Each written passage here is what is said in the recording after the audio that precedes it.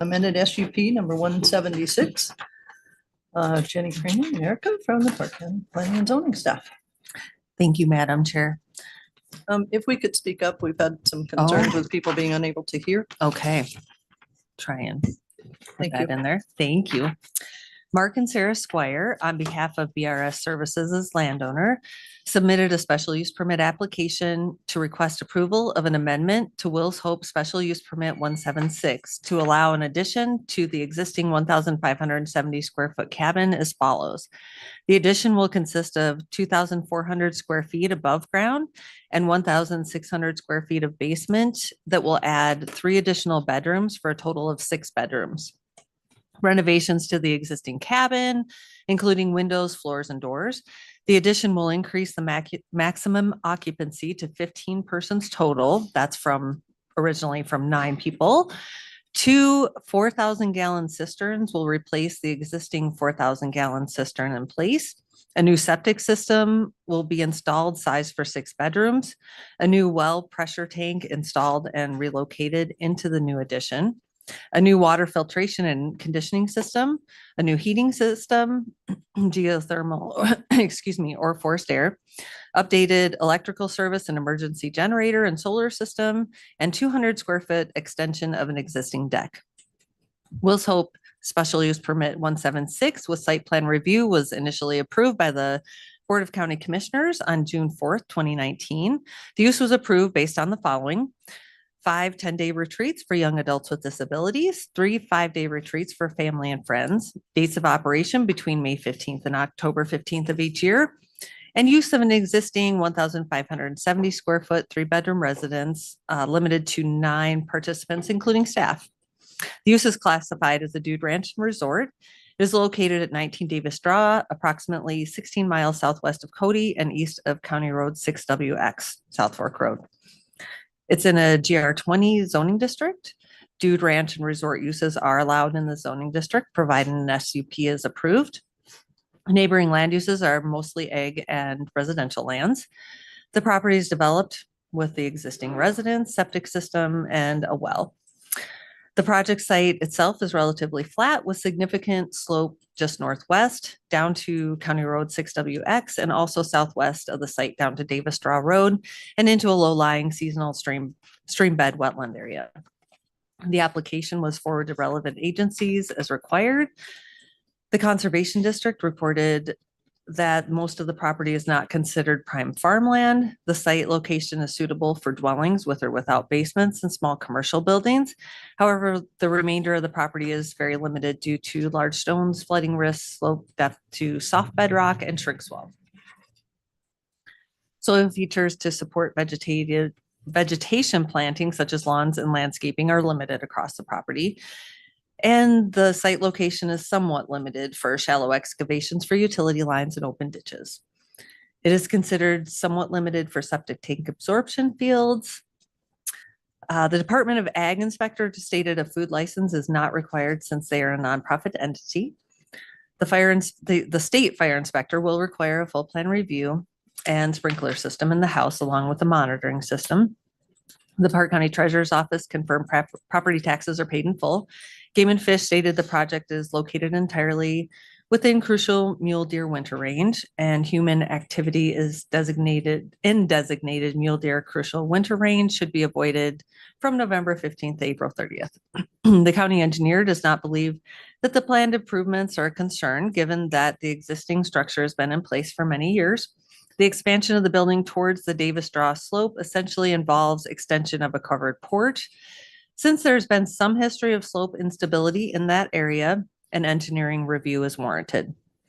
Park County Weed and Pest has not provided a response. 4 public comments were initially received at the time the staff report was packeted. 3 more were received and passed on to you in between that time and now. Concerns were noted about the road, slope, compatibility with the area, and lack of use under the current SUP. During the review and initial application of Will's Hope SUP 176, the board determined that the proposed use is in harmony and compatible with the surrounding land uses and with the neighborhood. Regarding services and infrastructure, the applicant will be required to obtain an approved septic system permit to serve the addition to the structure. It appears the additional cistern storage will be adequately sized for water supply. Power service is currently serving the residents. Finding number 37 in the original resolution of approval states special site plan standards apply for steep slopes in this area, and a geotech engineering review will be required prior to any expansion of existing structures or construction of new structures. The applicant has not provided a geotech engineering review, but has provided a slope setback map showing the distance to slope from the proposed additions, slope lengths, and elevations to address the proposed development and slope concerns.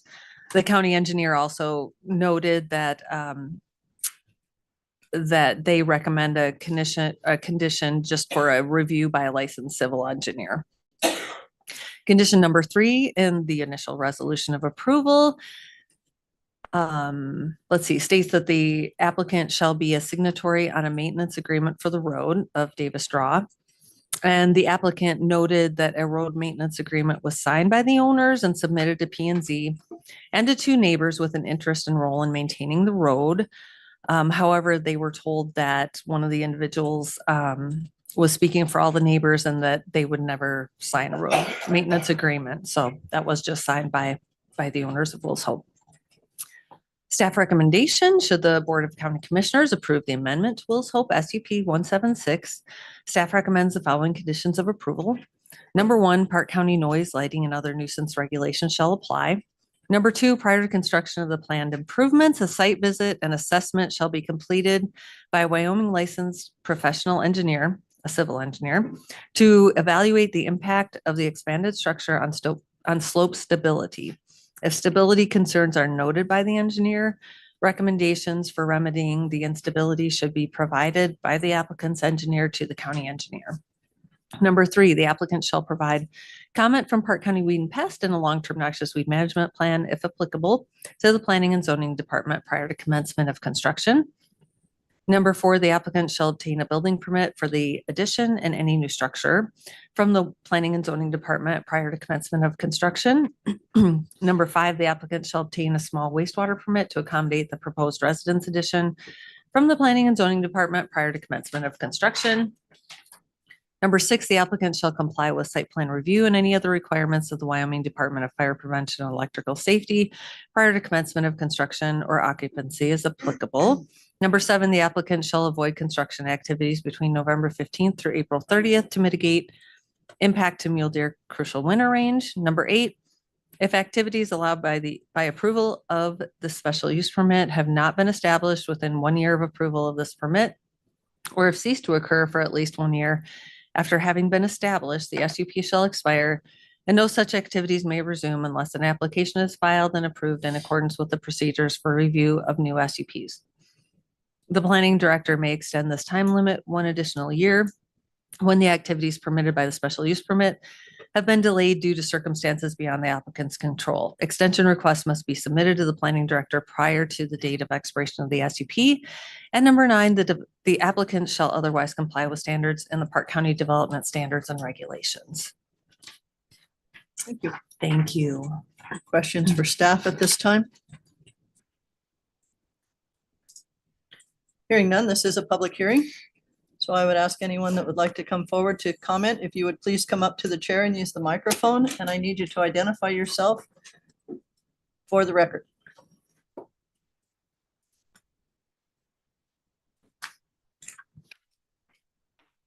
Madam Chairman, my name is Mark Squire. I'm the applicant with my wife, and we have today with me one of our board members, Joe Carroll, and Mike Butler, who's going to speak also. First of all, thank you for reviewing this. Thank you for taking your valuable time. I want to hit a couple high points. When we bought the property, it was our intent to expand it so we could make it useful for our purposes, which means in the case of our young adults, that there's a place where the counselors can meet with them in private. We have enough space that we can give people enough individual space, because especially as for example, with the veterans, sometimes the veterans, they just need a quiet time. They need to be off by themselves where they can chill and they kind of think about it. I'm going to talk a little bit more about the veterans very quickly. Mike's going to talk about the young adults. We are all volunteers. And as I mentioned, when we bought the cabin, the intent was to expand it and to use it as a primary base of operations for lodging during the night and during the activities that we do throughout the greater Yellowstone area. We also use a facility that we lease in the Gardner area that we've used up to this year, and we're going to use it again in May for our vets program. So between the two facilities, we've got different programs that are running. What I would like to say, I'm going to go all the way to the end of what our mission is. And hopefully this will drive home to give you a better perception. I'm going to talk about two veterans. One veteran that we've worked with in 2019, for the third or fourth time, he tried to take his life. He took a handgun, he put it to the head, and in the front of his young child, 5-year-old boy, and his wife, he shot himself. He ended up surviving. He went blind in one eye. And then several years later, he came to us because, yes, he was being healed, but he wanted something that would, basically get him motivated. And he was suffering from severe PTSD. And this is a very simple example, but what turned the trick for him and helped him, we were watching a bison herd, a large herd, probably 500 bison. And there was a pack of wolves, the Junction Butte pack, half the pack. This is almost unheard of. Half the pack was in the same valley as the wolves. They were going in and out of the bison, sniffing for an abscessed tooth, sniffing for a wound. And what he took from that experience was his PTSD is like those wolves. And as a bison, he's got his friends, he's got his compatriots, he's got his veterans friends that are there with him in this group. As long as I can keep that PTSD and think of it as a wolf, and it's off the side, and I got my pack, not my pack, my group of friends, I'm going to be okay. The second veteran that I want to talk about, he was a rancher in eastern Colorado. He rode bulls when he was a teenager, got banged up a little bit, went in the Army. His TBI was aggravated, maybe possibly caused by a hand grenade when he was during a deployment in Afghanistan. He came back.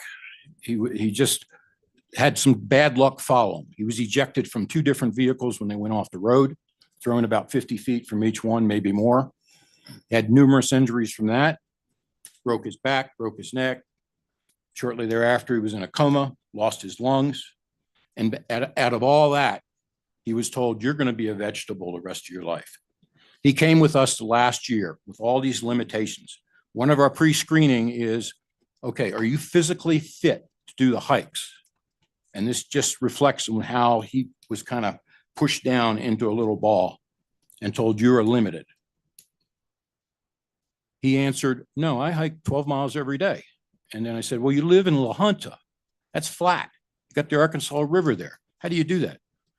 I go around circle in my living room, 12 miles every day because I don't want to go outside.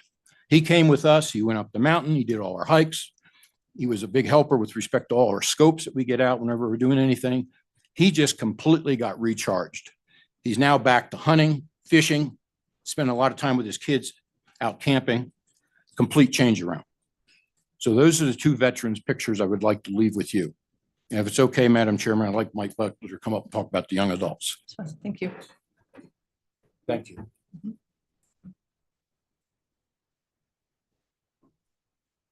morning. My name is Mike Butler. I'm the father of one of the applicants, I and need you to come up to the mic so that I'm father of one of the young ladies that comes up with Will's Hope. These young ladies are born with these disabilities. This isn't something that is caused by war or something like that. So it's a process that as a parent we go through that you get sprung on. You don't know this is going to happen to you. When we found out my daughter had special needs, my wife was very, very reluctant to admit to it. After finally admitting to it, we've taken all the steps we can to make sure she has the care that she needs. She is a 31-year-old graduate from high school. She works at a ski shop part-time in the wintertime. Will's Hope is her is her vacation. It is her recharge. She comes up here with these other young ladies. They don't just sit around, they hike, they go into the park, they've been to the Tetons, they've camped. I ran logistics on the camping trip. I was amazed at what they accomplished. The facility that Mark and Sarah have up on Davis Draw is very small. They have the client girls, they have a nurse, they have mentors, and there's Mark and Sarah. It's very tight. An expansion on it would give them a little more room for privacy, for reflection, for group discussion. I've been here several times and never have they ever ventured out past that fence. They are of no threat to the residents up there. These girls usually are homebodies. They don't just disappear. They're not a violent bunch of young ladies, nor with the young men if they start to program up again. This is beneficial not only to the young ladies, it's beneficial to the parents. We see the progress that they make when they come up here. They find out, they watched, several years ago, they watched a wolf take down an elk. And the comment I got when my daughter got home was, "It's a circle of life, Dad." That's what happens. That's what they've seen up here through the program that Mark and Sarah offer. The mentors are people that have dealt with in the special needs community that are very talented in the way to handle these young ladies, these young men. There's no violence. There's meltdowns. It's going to happen in any substance standard time with these kids. I mean, my daughter, I've experienced it many times over 31 years. But when they're up here, this just doesn't happen. It's they're in a different community. A lot of these young ladies go to day programs where they are in a special needs community 4 days a week, 8 hours a day. These day programs are great, but they have to operate to the lowest standard. Or if there's a tiered program, it works that way. Up here, these young ladies come together, we're all the same. And they're treated that way. It's not a babysitting service for sure. They are responsible for cooking, cleaning, taking care of themselves, hygiene. They learn to respect the land. They learn to respect other people. To me, as a father of one of these young ladies, it's been a bonus for me. Okay, So thank I you. just We're wanna- yeah, gonna have to thank you very keep much for moving. your time. I appreciate it. Thank you. This is a public hearing. Is there someone else that would like to speak? And we do need to keep moving here.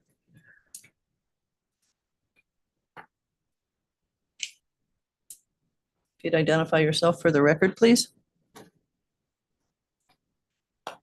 Yes, my name is Joe Carroll. I'm from Colorado Springs. I'm a member of the Board of Directors of Wheels Hope. I've also been a mentor on several programs.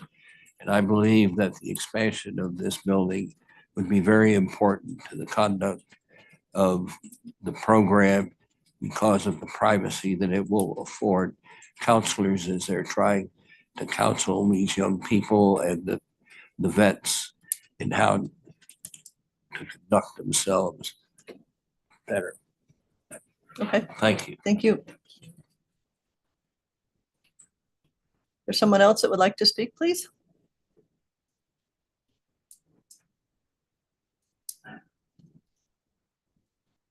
Morning. Good morning.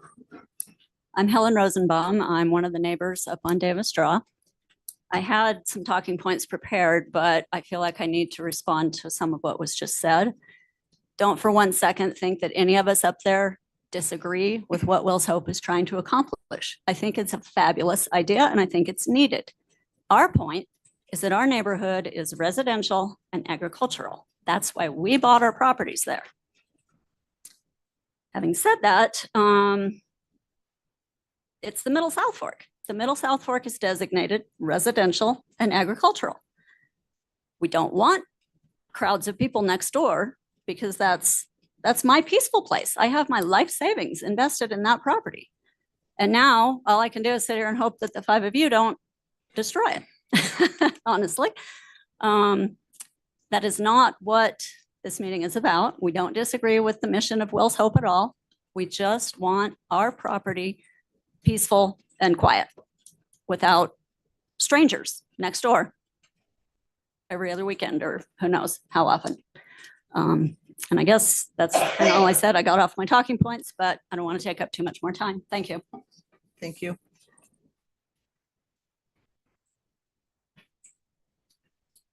Morning. Morning. Morning, I'm Don Frame.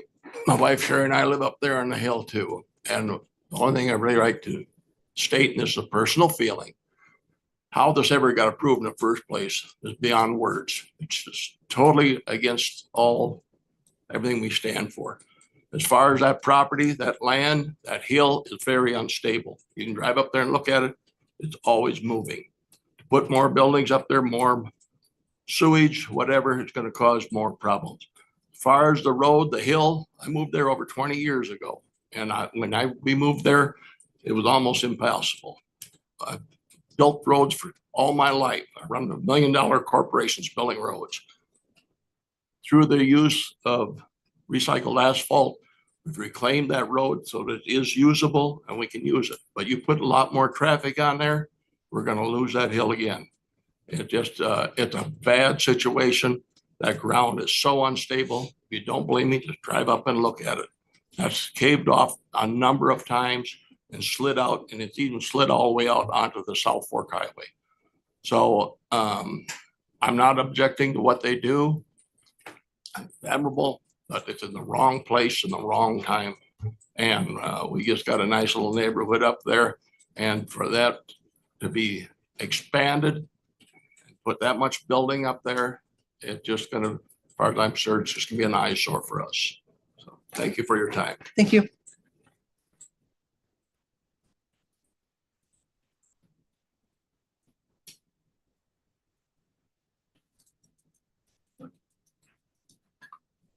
Good morning. Thank you for taking the time to address this with us. I wrote a Your letter. I don't know. name? Oh, my name is Steve Devenance. I don't live adjacent to Davis Straw, but very close to it. I live on the Middle South Fork and I've been there since 1978. I did submit a letter. I don't know if you guys have received it. I have not seen yours. You have not seen mine? Do you mind? It's a quick one. I'll read it. It's fine.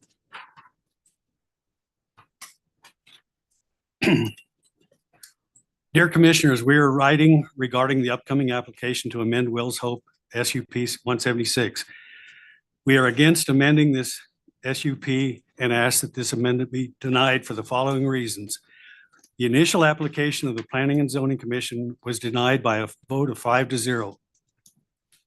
It was granted by the Park County Commissioners under a temporary limited SUP as a dude ranch resort classification with restrictions. Will's Hope does not fall under the category of a dude ranch, according to the Dude Ranchers Association. SUP is to be, 176 is to be voided when the property is sold or transferred to new owners. You are now being asked to grant an amendment for restructuring and enlarging the existing facilities to, in effect, make the current structures into a group home. By allowing this enlargement, you will be making this a commercial operation. The fact remains the same in regard to your original decision. The access is still a single lane private road with no guardrails. Another point to consider would be that by allowing this amendment, the increase of occupancy request will mean increasing the septic and water system to accommodate this group home. This will affect the surrounding neighbors with increased traffic on the existing 13 to 14 degree slope road for the water hauling and increased public traffic. It is our understanding that the present owners have not met the requirement of the existing SUP of addressing the adjacent landowners' concerns as to road maintenance and requirements. The Middle South Fork Land Use Plan is designated for agriculture and residential land use. Amending this very specific SUP 176 from the original stipulations would create many more problems with this issue by setting a precedent for future SUPs and allowing others to do the same. Therefore, we request that you deny this amendment for the greater good of the Middle South Fork residents. Our goal is to keep commercial development from happening. In keeping with the land use plan, this SUP 176 should never have been allowed, much less be considered for an amendment to enlarge. Thank you for your time and consideration. Respectfully, Steve and Karen Devenens. Then I would like to add, I have empathy for people with problems. We are not against the mission of Will's Hope, but your original granting of this found that it met the requirements with 6 people, not 15 or 9. And I feel like this expansion changes all of that. It sets a precedent, as I said in my letter. And I don't think it's good for the area to allow one group home to come in like this. And then what else are we going to be facing here? And another concern of mine is, what sort of credentials do the counselors have that are dealing with troubled kids or veterans with PTSD? I know these are very serious problems from personal experience with relatives, and they need very special, capable help. And I just wondered if that's something that you would consider on this deal. That's it. Thank you for your time. Thank you. Mhm. Commissioners, we have to make a decision. I know there is more public input, but we are at 10:35, which is a scheduled public hearing on floodplain. Our options are to continue this public hearing to, it would be that page here. Would have to be like 11:30 to continue this, which I hate to do, but I'd like to have everybody have the opportunity to have their say before we were to make a decision. Madam Chair, I would concur. I would apologize that we have a short window here for this opening, but I believe everybody's taking time out of their day to come here to be heard, and we do need to, because of the other public hearing, yes, I would agree that we extend this today. At 11:30, we have an opening at the end of our before lunch. So Agenda. we'll work through lunch. if Is we that a need to. motion I so move. Second. to continue the public hearing to 11:30? It's been moved and seconded to continue this public hearing to 11:30 this morning. Any further discussion on the motion? Hearing none, all those in favor? Aye. Motion passes.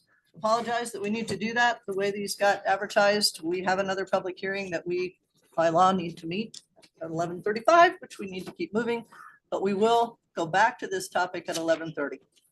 So, thank you. 10:35.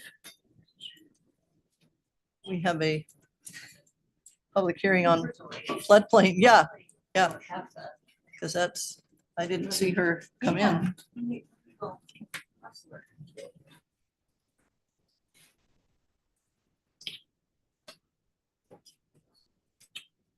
Hate to do that, but Yeah, but we have no choice.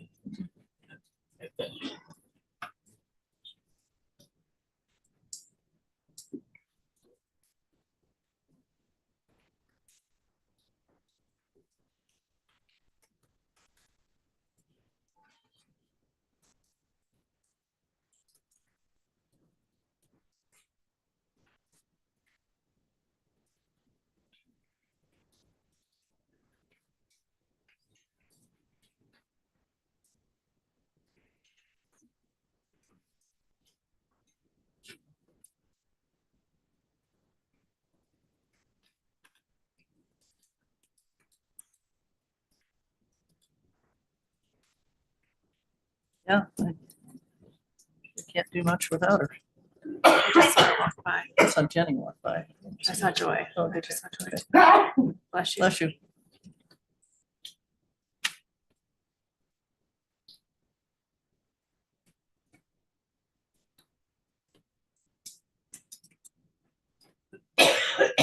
What is going on?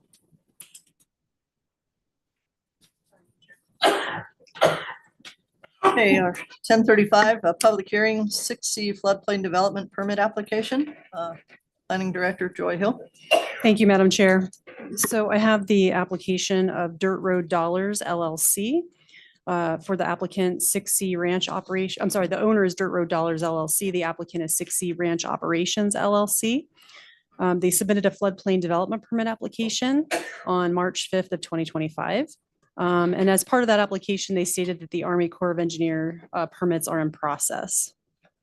Ownership again, Dirt Road Dollars. There's a warranty deed 2021-7089 to confirm that.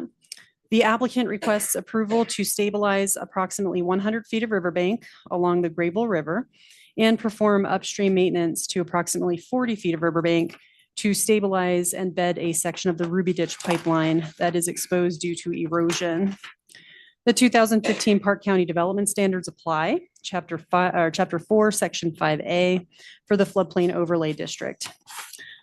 Figure 1 in the packet shows that the project sites are located about a half-mile west of the town of Meeteetse. The downstream site has longitude that's shared in the staff report. And according to the assessor's records, there's a residence and several accessory structures on the property, with the residence being over 1,400 feet from the nearest project site, which is the upstream site. Site topography is shown. There's an approximate 10 to 15 foot drop from the road to the northwest of the project site to the river's edge. There are some diagrams of the project sites that follow. Near this particular property, we have primarily agricultural uses. There are properties with varying uses within the town of Meeteetse just to the east.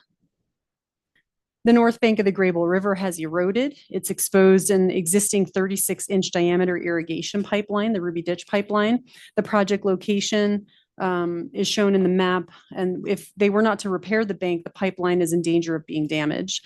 The river is bounded by exposed bedrock at this location, and the ditch is perched above. Additional movement to the north is not expected. The project proposes stabilizing the bank in 2 locations, one upstream and one downstream of this particular pipeline to protect it.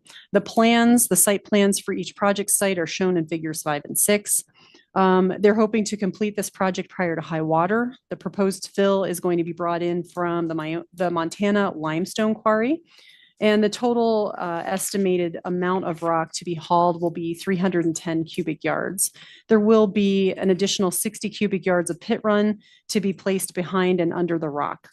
And they are hoping, if work can be completed soon, that they'll be done above the water line. So that would be favorable.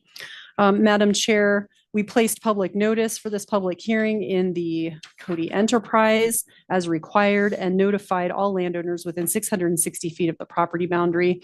We also notified relevant agencies as required. In an email from March 31st, the U.S.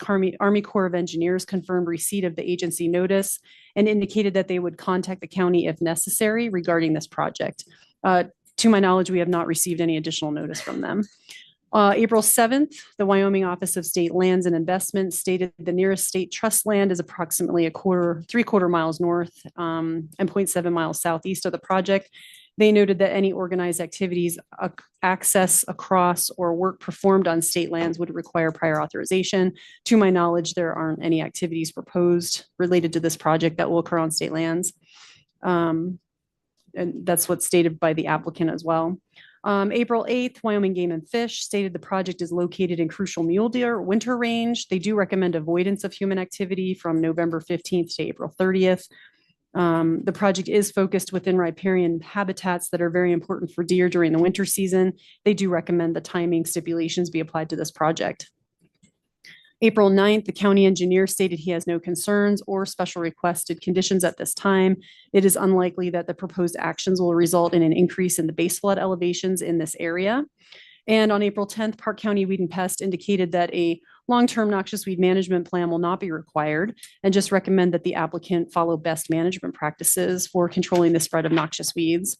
Madam Chair, we've received no public comments on this project. As you're aware, approval or denial of a floodplain permit shall be based on provisions in the regulations and the following relevant factors. I will quickly read through the factors and the applicant's responses. Number one, a danger to life and property due to flooding or erosion damage. The applicant states the project is intended to prevent flooding or erosion damage by stabilizing the bank under an existing irrigation pipeline and access road. Without the project, further damage will result. Number two, the susceptibility of the proposed facility and its contents to flood damage and the effect of such damage on the owner.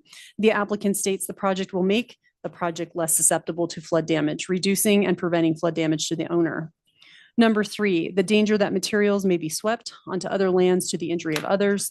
The applicant states the size of the rocks chosen is such that the chance of them being swept onto other lands is minimal. In no case will these rocks pose a greater risk to other property owners than the rocks currently in the river. If the project is not constructed, it is likely the existing irrigation pipeline will fall into the river and most likely would be carried downstream. Number four, the compatibility of the proposed use with existing and anticipated development. The applicant states the use is not changing and the compatibility with existing and anticipated development will remain as it is currently. Number five, the safety of access to the property in times of flood for ordinary and emergency vehicles. The applicant states the only effect the project will have on access is to improve access to the head gate for the Ruby Ditch location upstream. Without the project, access to this head gate could be compromised by flooding and washout of the access road. Number six, the costs of providing governmental services during and after flood conditions, including maintenance and repair of streets, bridges, and public utilities and facilities. The applicant states the project will not have an effect on providing governmental services. No public infrastructure exists which requires access through the project area. Number seven, the expected heights, velocity, duration, rate of rise and sedimentation of floodwaters. The applicant states the project will reduce sedimentation by preventing further erosion of the bank in this area. Number eight, the necessity to the facility for a waterfront location. The applicant states the project is for bank stabilization. Number nine, the availability of alternative locations not subject to flooding or erosion damage. Again, the applicant states the location is dictated by the bank impacts. Number 10, the relationship of the proposed use to the land use plan. The applicant states the project is not affected by the land use plan.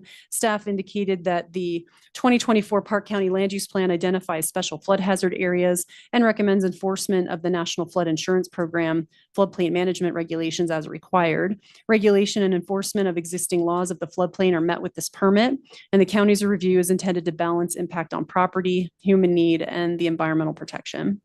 Number 11, certification from an engineer, surveyor, or other qualified professional that flood carrying capacity is maintained. If alteration or relocation of a water course is proposed, of course, no alteration or relocation of the water course is being proposed by the applicant. Staff has provided recommendations if this shall be approved, which we do recommend approval. This floodplain development permit, I should say condition number one, this floodplain development permit applies only to the placement of approximately 310 cubic yards of rock and 60 cubic yards of pit run to stabilize approximately 140 feet total of river bank at two locations on the north bank of the Grable River along the property with an address of 123 Pitchfork Road, Meeteetse, Wyoming, according to the plans provided by the applicant for this project. Number two, the approval of this floodplain development permit shall expire 1 year after issuance unless the permitted activity has been substantially begun and is thereafter pursued to completion. The planning director may extend the date of expiration up to 6 additional months for good cause shown. Extension requests must be submitted to the planning director prior to the date of expiration of the permit. Number three, county personnel may conduct site visits during or following the completion of construction. Number four, the applicant shall notify the floodplain administrator when project work is complete and provide photographs of pre and post-construction activities or conditions. Number five, the project activities may not take place between November 15th and April 30th. Number six, any changes to the proposed project or development in the floodplain that are not expressly addressed by this permit shall require a separate floodplain development permit. And number seven, the applicant shall otherwise comply with the Park County, Wyoming 2015 development standards and regulations and any applicable state or federal laws. Madam Chair, stand for questions. Any questions at this time? Madam Chair, Joy, I saw that they want to get the work started before the high water. Is that going to conflict with the April 30th deadline of Game and Fish? That's a very good point, Madam Chair. It may. We obviously put the dates in there at the Game and Fish recommendation, but if the board feels that an earlier date of start would be adequate, that's up to you. Thank you. This is a public hearing, so I'd ask if there's any public comments on this floodplain permit request. Any public comments? One more time. Any public comments on this floodplain permit request? Madam Chair, move to close the public hearing. Second. I have a motion and a second to close the public hearing. Any discussion on the motion? Hearing none. All those in favor? Aye. Anyone opposed? Motion passes. It's a pleasure of the board. Madam Chair, discussion. I'm kind of with Commissioner Simone. I would move to number 5, November 15th to April 15th.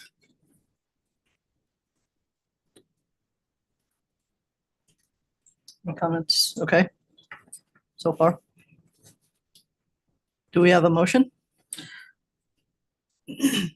Madam Chair, I would move that we approve 6C floodplain development permit application FP 1-25, amending condition 5 to read April 30th as the begin date, or as the date, November 15th to April 30th, or April 15th, sorry.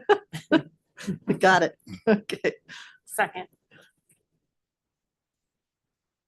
Have a motion to approve the 6C floodplain development permit application with an adjustment to condition number 5 to read to their date of April 15 instead of April 30. Any further discussion on the motion?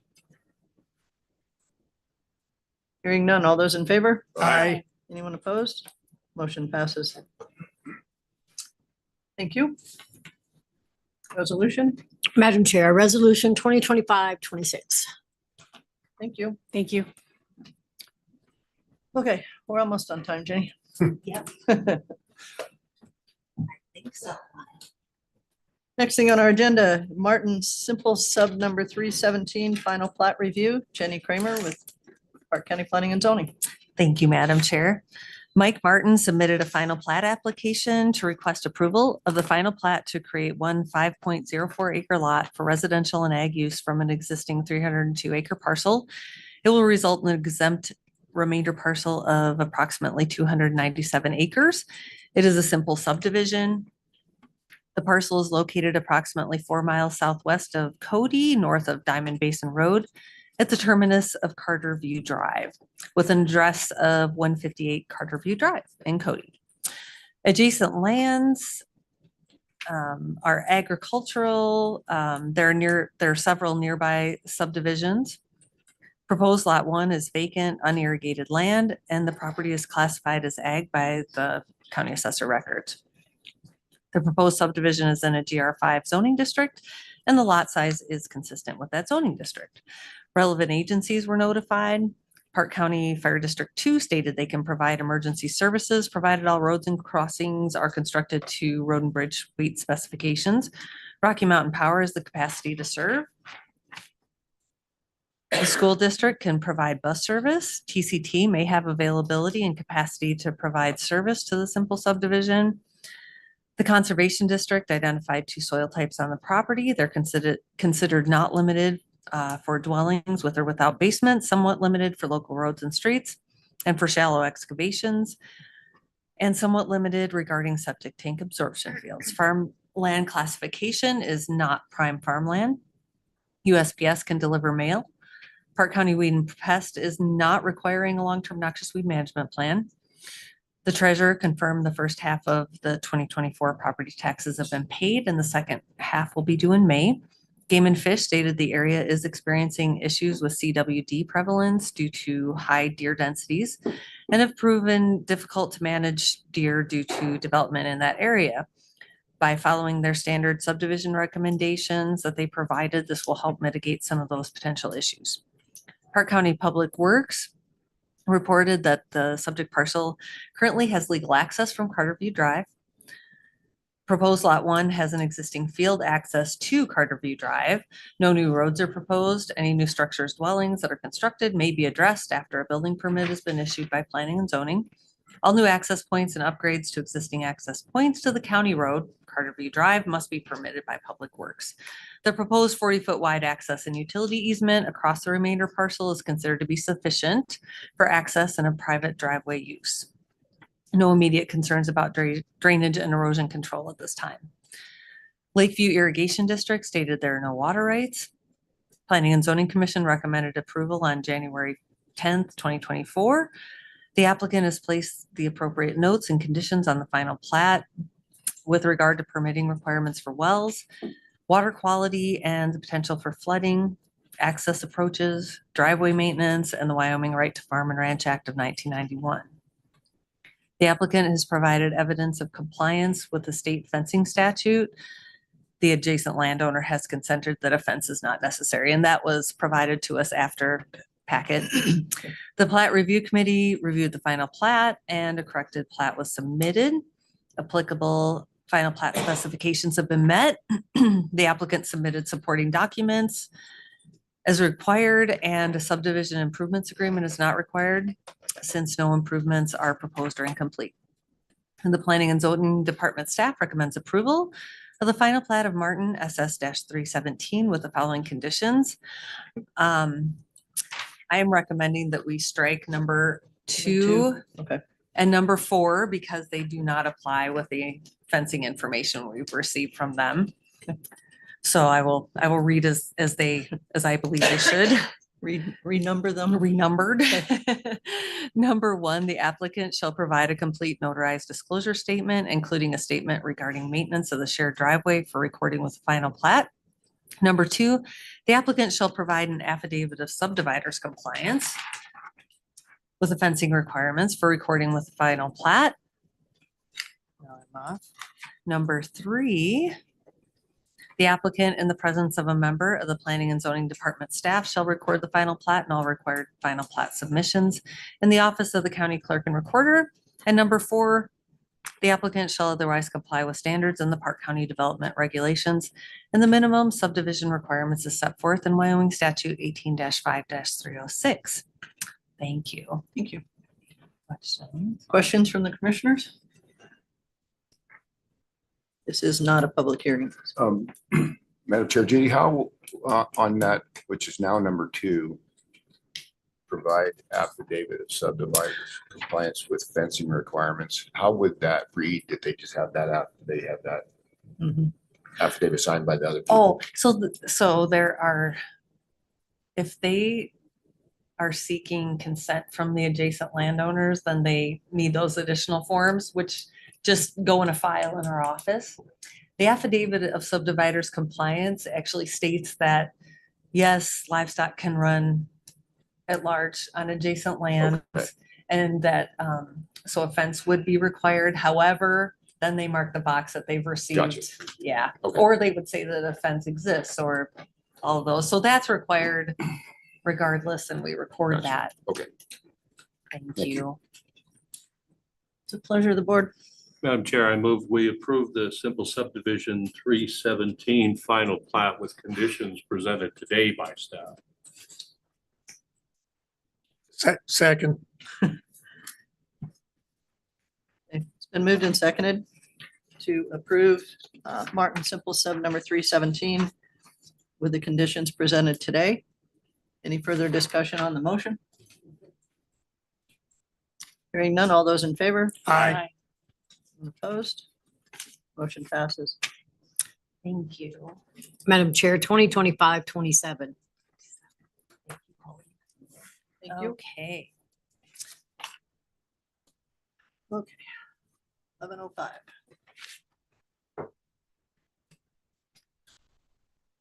Brody.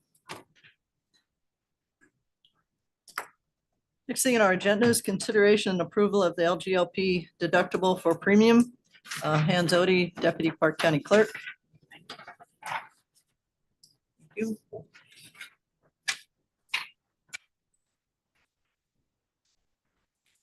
LGLP being local government liability pool insurance.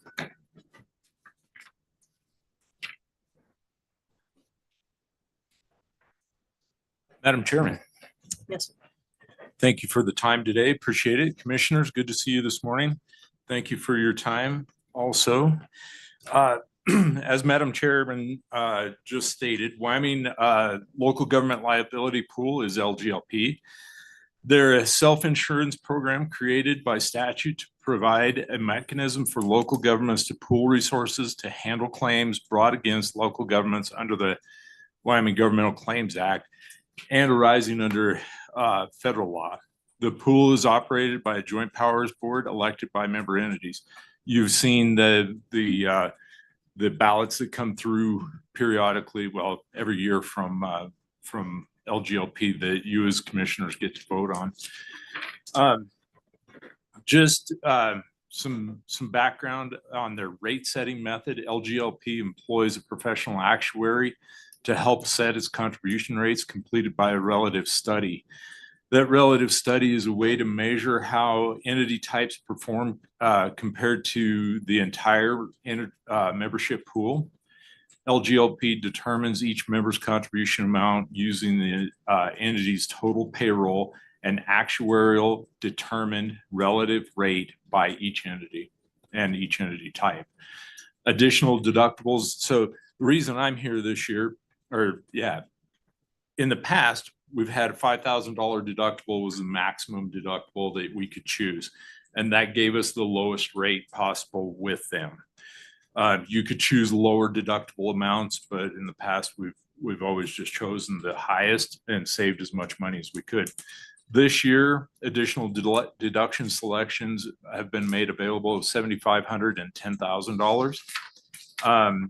And so because of these additional deductible amounts and higher deductible amounts and knowing what our budget situation is, we thought it prudent to come to the commissioners. And I've given you a spreadsheet there that in the dark black box at the top shows the deductibles on the left and then what their credit would be for choosing higher deductibles. And then to the far right, there would be our savings over the $5,000 deductible. So our $5,000 that we've had in the past would be $117,175. That rate has remained pretty flat for this year. We've not had a big increase. In fact, I think it was about a $300 or $400 decrease because the pool is doing well enough that they didn't feel like they needed to go and increase across the whole pool. So our rate has stayed pretty flat, not pretty flat. So for the $7,500 excuse me, Madam Chairman, pardon me, $7,500 deductible would save us about $6,000.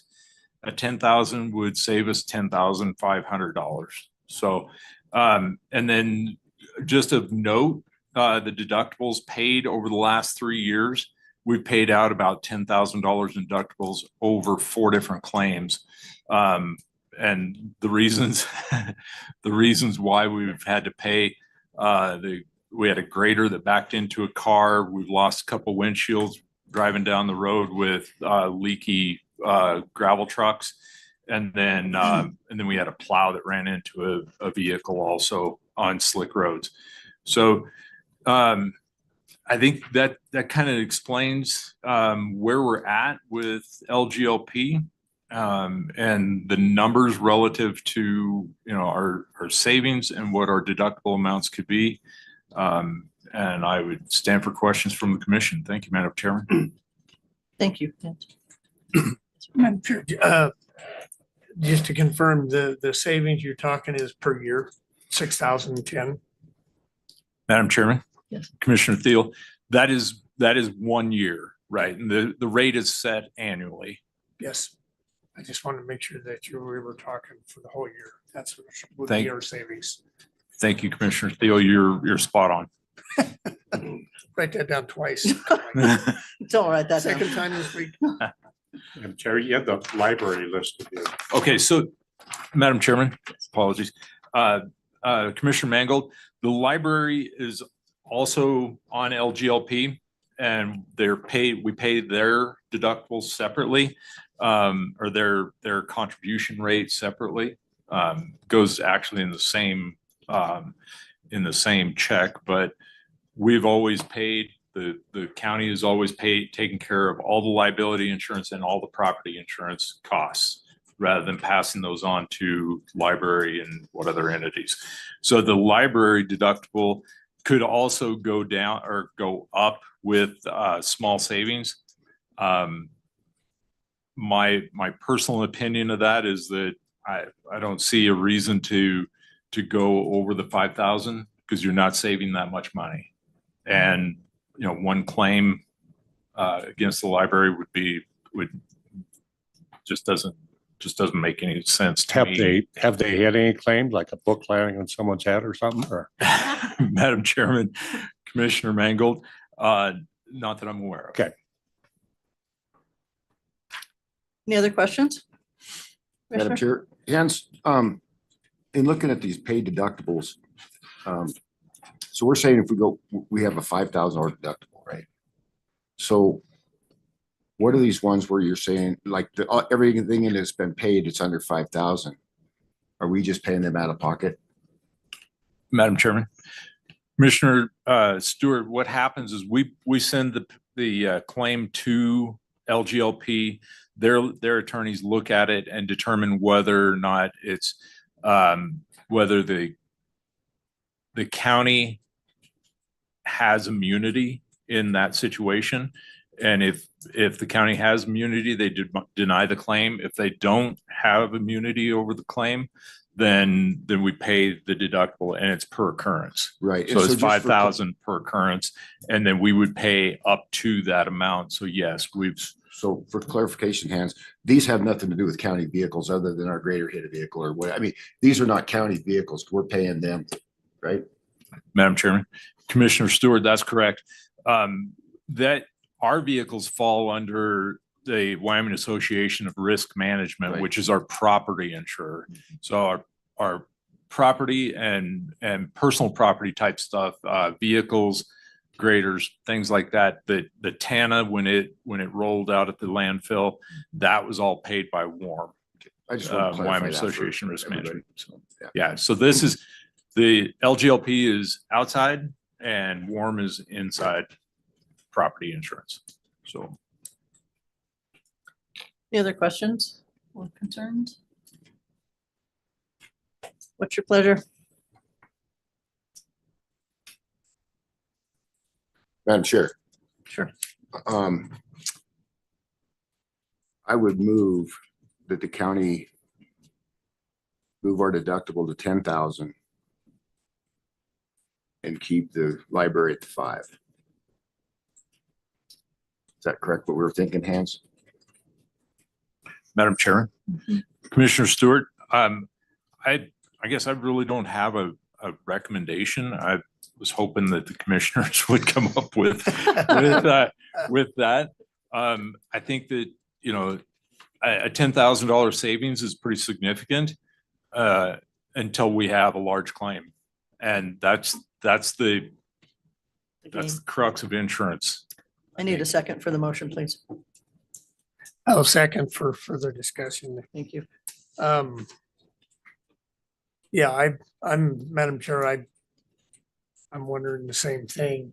Just simply the cost of a repair today is so much more, and it doesn't take very much to run up a $10,000. And if we're gonna be replacing it, but we haven't had that many claims either, so it's all insurance is a gamble. That's no question about it. Madam Chairman, I'm that's okay with 10. I think we could raise at least to the 75, but I'm okay with 10 as well. I think we can go up from 5.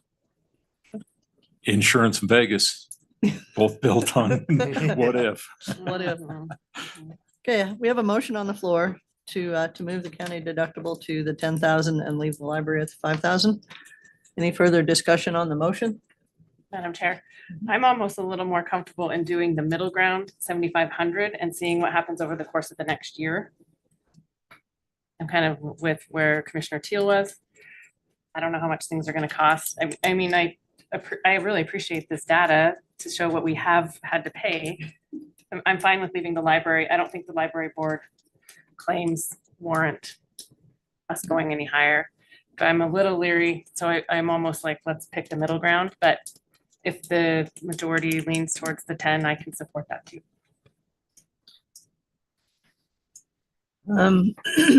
Okay, we have a motion on the floor that we need to vote on? Or withdraw, whichever. Madam Chair, I kind of see where Commissioner Simone's coming from, and I guess leaning towards going that middle road at first now, and I think that she makes that comment. So I would amend my motion Okay, to to 75 7,500 and 5,000 for library. and amending the second. I'm okay with the second. Okay, so the motion has been amended to go with a $7,500 deductible for the county and 5,000 for the library. Any further discussion on the amended motion? Hearing none. All those in favor? Aye. Anyone opposed? Motion passes. Thank you, Mr. Odie. Thank you, Madam Chairman. Thank you, commissioners. Appreciate your time today.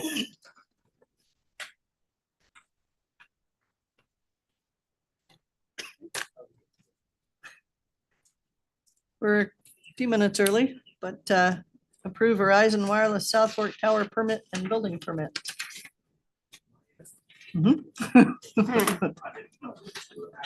I Step by just to make sure. don't know for sure either, but So, uh, yeah, on the South Fork Tower, I believe that's all negotiated. You should have the final version in front of you. There is the rent abatement that we discussed. That's sort of self-explanatory from the time that we discovered the issue, or they discovered the issue with regards to the covenant. So that's what that's all about. for Commissioner Simone's benefit, this actually was approved on a parcel of land right next to where it's being asked for now, but it happened to be in a subdivision lot that the county owned, but it had a covenant on it for no towers. Okay. So we had to to stop the process at that point. So they reapplied for a piece of ground that is a old gravel pit type of Mhm. thing adjacent to that same area. So that's what the change is. That's why the change of Yes. the location. Right, so we gave them credit on the rent for that year that they couldn't really do anything. Okay. Yeah, and I believe it only moved it 100 or 200 feet, Yeah. not very far. Yeah, it's not So, very far. and that's all been described now in the new document. Are there any questions, or does everybody understand what we're doing with this tower and how this lease would work? So Madam Chair, it's two parts. It's a change in location, just identifying a change in location and the rent abatement Correct, for the year that they couldn't build. correct. I believe it's a little more than a year, started in 14 months. January of 2024, I think is when it was discovered. Okay.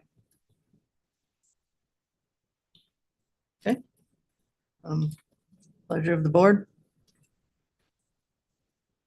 Madam Chair, move to approve the Verizon Wireless South Fork Tower permit, building permit. Second. Motion and a second to approve the Verizon Wireless South Fork Tower permit, building permit. Any further discussion on the motion? Hearing none, all those in favor? Aye. Anyone opposed? Thank you. Thanks. Thank you. We'll let them know. You'd have to ask planning and zoning on that one. Yeah, for I a don't know. permit, wouldn't it? I will There is a- defer to Ms. Hill on that, Yeah, whether There's a that's building needed. permit, but I don't know that it takes a resolution on that. Right. I wouldn't think it does, No, but Do you want to check with her and let us know before the meeting's over? Then we can add that number. Thank you. Thank you. Are you around this afternoon? yes, Okay, thank you. I think I have court at 2, so 2 to 3 I'll probably be in court, but other than that, I'm around. So, okay. Thank you.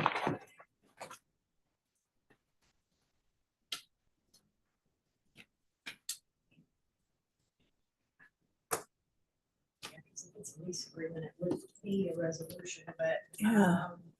yeah, I don't know how they wrote it up, Okay, since it's a building permit. we'll give her just a second. We have 5 minutes before the Perfect. Thank you. next one.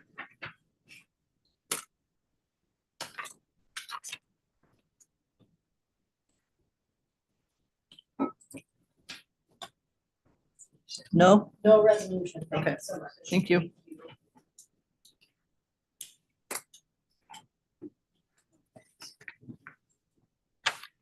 The next thing on our agenda is the Cody Shooting Complex SUP application approval to proceed.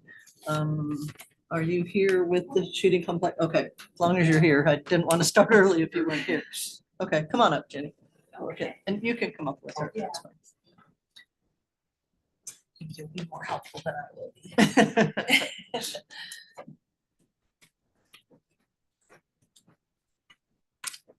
Okay, Okay, so we have an application for the Cody Shooting Complex. They, of course, were approved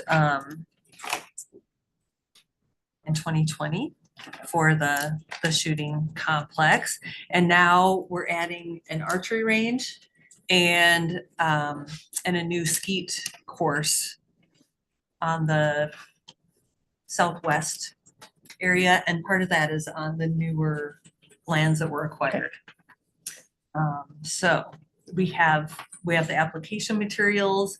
There was some confusion just because they were very thorough and labeled everything that is currently there as well as the new areas there. So that's they're just at this point seeking approval from you as landowner to submit the application and move forward with that process. okay. I think we did say when we acquired and leased to them the new lands that we wanted an entire picture of how things would be Sure. laid out. So I think you're answering That that makes with the sense. maps that you've provided, so that's good. We also needed, because of during this whole process, the outlaw trails went into effect, and so we needed to be assured of the safety factors being built in for that issue. So, Madam Chair, Yes, can you identify yourself for her record, please? I'm Wes Hanson, president of the Cody Shooting Thank you. Complex. If you look on our site plan, you'll see that shaded area. And that's actually an additional sporting clays loop. Okay. And you'll see 276 yards coming off all, that's the NRA standard for a shot fallout zone. Okay, So the sporting clays loop will be in that shaded area. okay. And then there's a 276-yard safety area To the fence. to outlaw trail to the property The fence, edges. okay. Yeah, Okay, so just Okay. wanted to make sure that that's kind of what we were looking for, I think, from our previous conversations. Okay. And I guess the work for the commissioners today is to decide to let them move forward with this process for the SUP because the county owns the land. So we have to be a partner in signing on to this SUP to let them move forward. Madam Chair. Mhm. Just so we can clarify for the record, because I do think there's confusion. It's the Cody Shooting Complex and Yes. not the Wyoming State Shooting Complex True. that we're talking about. yes. We are gonna have to keep those clear from now on. So, Yeah.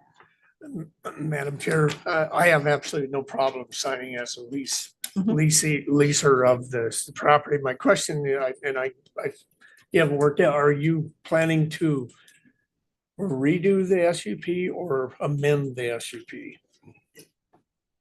I think we were moving towards amendment, Amendment? if that's agreeable with, that's my understanding. Does it have to be amended I Part think of it it, fits I just- within our, Whatever is easiest to get her done. just to add the new property? Okay. Okay, yeah, the amendment process seems most appropriate. is there a motion from the board? Madam Chair, I move to allow commissioners to sign a lease agreement for Just to with sign the the permit. Cody Shooting Complex.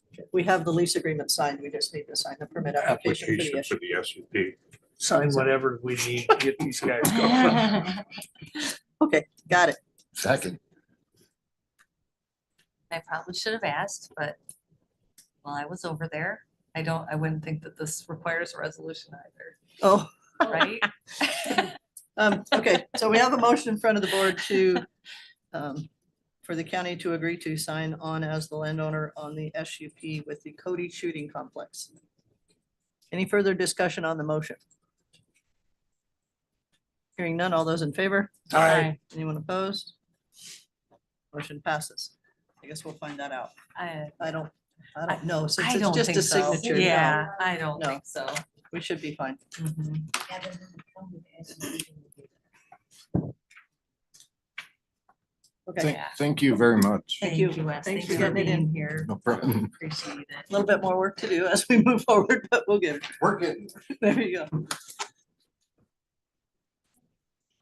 Okay, if commissioners want a couple minutes break, we said we'd resume Will's Hope at 11:30, so want a few minutes.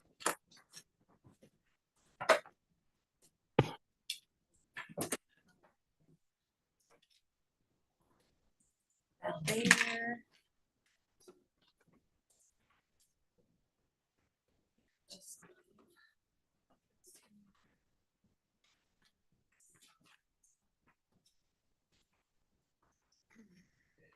What's this? Oh, gosh, they already got the April 15th already in here. Yeah, it's here. Doesn't take that long.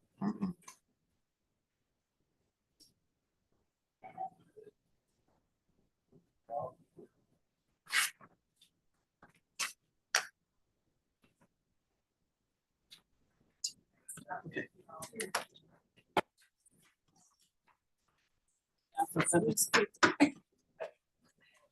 You'll fill in the date on these? Yep. Somebody will. We are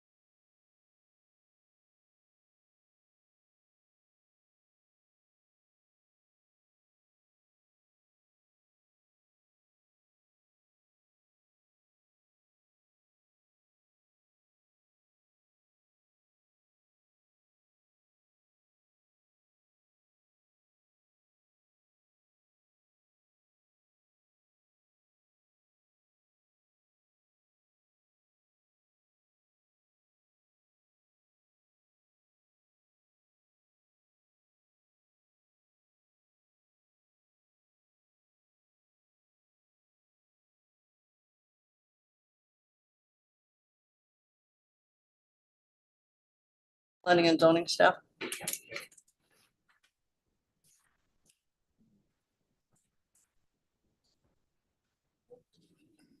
Oh, there they are.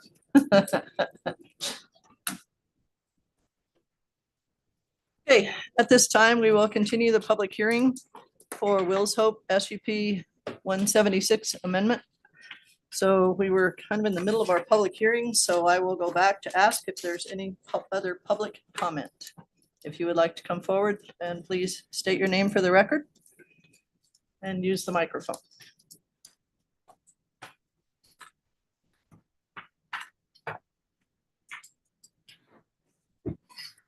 Thank you, Madam Chair and Commissioners, for the opportunity to speak. My name is Alan Rosenbaum. There's a pile of paper here, boy. Did you read it all? Every word? I did. So I have some pretty simple, I think, ideas that you need to ponder on this issue. And I'm going to read them because otherwise I might get drawn out. As Madam Chair knows, I can get it out on other limbs. But this SUP is temporary and dies when ownership is transferred. Having a SUP is a privilege, not a right. Therefore, you are allowed to use your judgment on this proposal and determine if it is right or wrong for our neighborhood. Okay? This is a permanent change in our neighborhood that is flat out wrong and should be denied. The SUP was issued as stated in the permit to, quote, operate an outdoor educational program and self-development program for young adults with disabilities, end quote. Now they have expanded to veterans and active first responders, which is outside the scope of the permitted use as stated on the existing permit.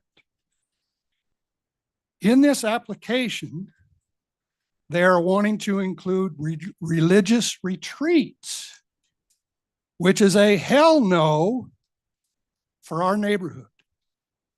Where does it stop? During past use for this outdoor program, I have not seen any tents, campers, or the barn on site used for any additional accommodations. Why not? They have space. Road maintenance agreement. Let me be clear. There never has been one with us neighbors up there, and we never will have one. We have always looked after each other on the maintenance. Mr. Squire took it upon himself without any consultation to neighbors to put several water bars in the gutter of our road, creating major obstacles and a safety hazard for our winter travel and plowing. They were removed, period. The proposed action is definitely not in harmony with our neighborhood and should be denied, especially based on the number of programs these people are conducting on an annual basis. 2 or 4 weeks out of the year is all they're doing. 2 or 4. The remainder of the time it sits empty. This is a summer program, outdoor program. Why aren't they utilizing that kind of approach? Anyway, that's all I'm going to say. Thank you. Thank you. Is there anyone else that would like to speak? Yes, sir. Morning. My name is James Harney. I also live up Davis Straw. I've only been there for about 3 years now, but I pretty much agree with my neighbors on what they want to do. The whole thing does worry me, whether it be just a driveway, the different people that are going to be there. I mean, I don't lock my home. I moved out of a crazy place. I moved out of California to come out here where I don't have to lock my house anymore. And the whole program, I mean, I think it's fantastic what Mr. Squire is doing, but I don't feel that's not the perfect spot for him to do it. I think you should maybe try to find something different. I mean, the driveway is in bad shape. I'm a farmer. I know what happens to driveways and stuff in the wintertime. And I'm learning more and more out here. Snow, weather, whatnot. But the whole thing just kind of sours me a little bit. You know, I got out of California to get away from this kind of stuff. People go south all the time in California. Mass shootings, it happens all the time in my state. Is that going to happen here too? He says no, but are these people going to be are they going to be monitored, watched? I mean, are we going to be safe? Am I going to have to start locking my house? That really worries me with the whole program. What he's doing is a fantastic thing, but I feel he should maybe find a different location to do it. Something better. That's pretty much all I have to say. Thank you for your time. Thank you. Is there anyone else that would like to speak to this request? Anyone else that would like to speak to this request? And the third time. Is there anyone else that would like to speak to this request? Madam Chair, I move we close the public hearing. Second.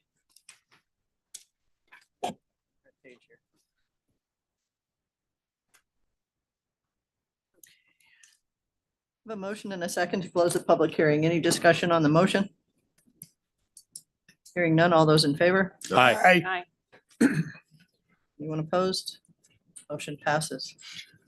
Madam Chair, just a question for a couple of the commissioners who signed this SUP. One of the conditions was to limit it to 9 participants. You remember anything about that discussion? There was a large discussion about the neighborhood and residential and comparing it to what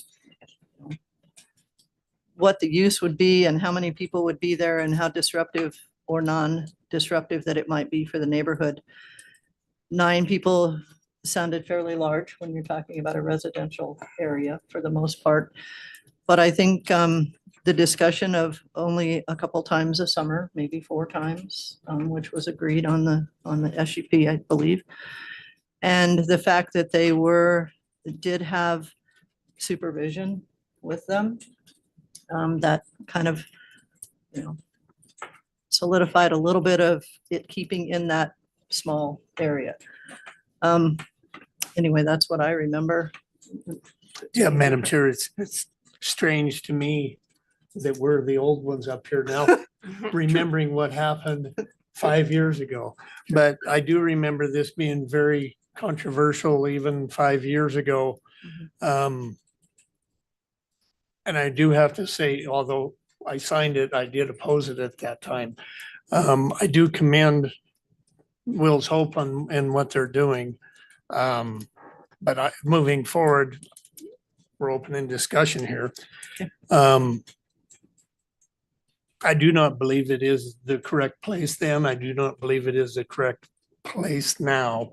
Where we classified it as a dude ranch is part of the problem we're going through right now. The land designation uses. Maybe we can come up with a clearer spot for that spot. It is allowed or was allowed or is allowed as in that type of zoning, but we do know that from the land use plan that was adopted, it was very adamant that residential and agriculture were the prime main uses for that area. And I'm just throwing this out right now. You're gonna have to talk like hell to convince me that this is right to move forward and expand.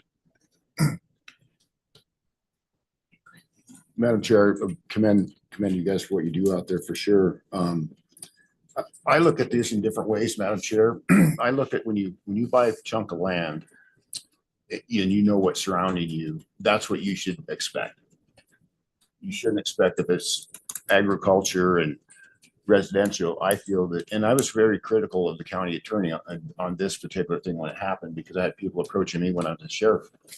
But I think when you buy a chunk of land as ag and you know you got 20 acres and you know what's going to be there, you know what's going to be there. I don't believe in exemptions where you change the use of that land that can affect neighbors who have lived there for 20 years. Now, if you come in and buy something, as a gentleman from California stated, knowing it's there, I think that you have to expect that.